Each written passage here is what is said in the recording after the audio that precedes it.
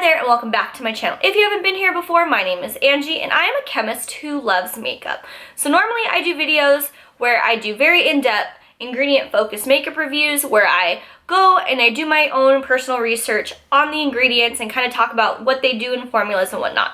But today I'm going to focus on something that's become quite a bit of a controversy with the James Charles and Morphe palette. If you've been on Twitter, you might have seen this video where this girl talks about where she got staining on the eyelids from the red shadow. It was saying how James should have warned people, and she said it a lot more aggressively, but that was kind of the gist of what she said. And it brought a lot of people upset, including James, talking about how all red eyeshadows stain, how, you know, she's a consultant dermatologist.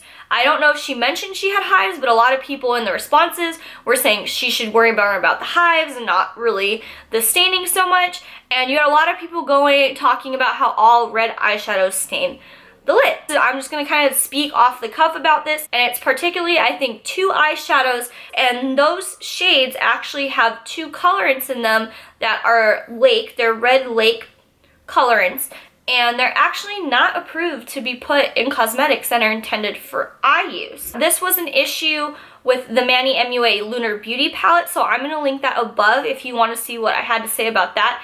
I kind of go into it a little bit more, and I'm also going to link below Jen Loves Reviews video where she also discussed it because she's also very informed as well. So basically these pigments and these particular colorants that are used are actually approved in Europe. And the reason why these colorants are not allowed is not because of staining or anything like that. It's more to do with irritation. And in my Manny MUA palette video, a girl claimed that the eyeshadow actually had made her eyes swell. You know, some people do have very adverse reactions. Not everybody has adverse reactions to them. Personally, I have not had any. There's actually enough people who do experience irritation where the FDA has said you cannot use these in products meant for the eye. Now, in Europe, these are allowed. And I don't know if maybe there's a lot of crossover in terms of products that are sold in the US and products that are sold in Europe, to maybe those aren't really common colorants that are actually used in eye products that are made in Europe, if that makes sense.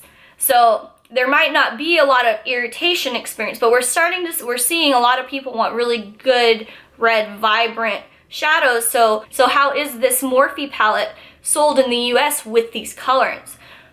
Well, on the back of the palette, it says, you know, these particular shades are not intended for eye use. Manny did the same thing. Manny mentioned it in his video and he said it had to do with staining, and James did not mention this in this video from what I recall. So for James's palette, unless you made sure you double checked before you bought it, and you know, launch time was kind of crazy, so maybe people didn't look at that. You know, when you saw the packaging, you saw that you might not know that they could do this.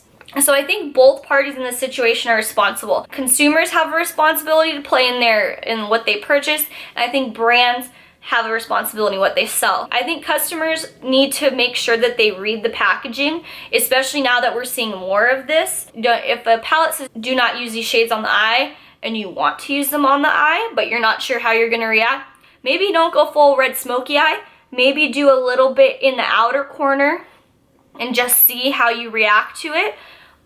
Or if you have sensitive skin, maybe just don't buy it. I've said it in my other video, nobody wants to have irritated eyes for makeup. That's just not fun for anybody. And the other half of this is, I think it is partially the brand's responsibility. And the brands cover themselves and say, don't use these shades on the eye. So they've covered themselves.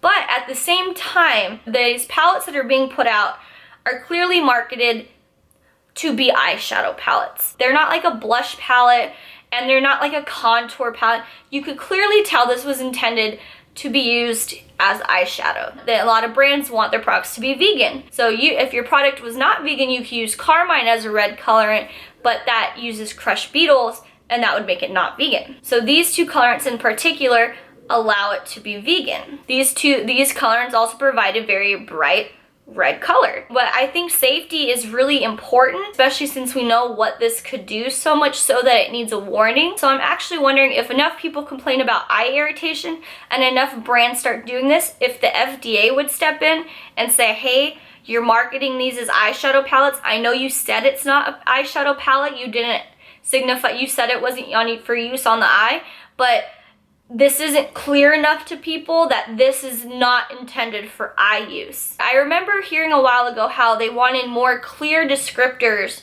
on products containing peanut butter. So like peanut butter cookies, like peanut butter filling, like things with like Reese's in it, that kind of a thing. And it says peanut butter on there, and it says it like clear enough where you could read it, but they want specific coloring. That's why this whole eyeshadow thing kind of made me think of that, how they want it to be clear. So that's why I was wondering if maybe the FDA would end up stepping in if this becomes a big enough issue. Do you think this is the customer's responsibility?